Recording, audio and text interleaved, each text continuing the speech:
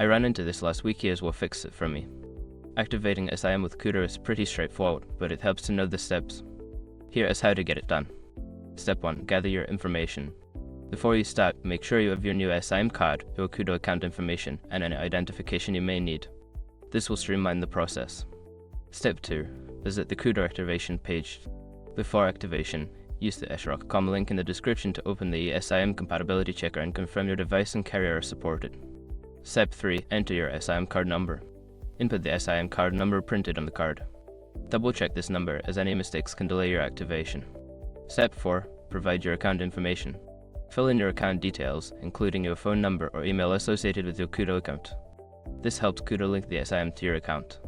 Step 5. Confirm and activate. Once all information is entered, review it for accuracy and click the Activate button. You should receive a confirmation message once the process is complete. If you encounter an error, make sure your eSIM number is entered correctly. Sometimes a simple typo can prevent activation. Happy connecting!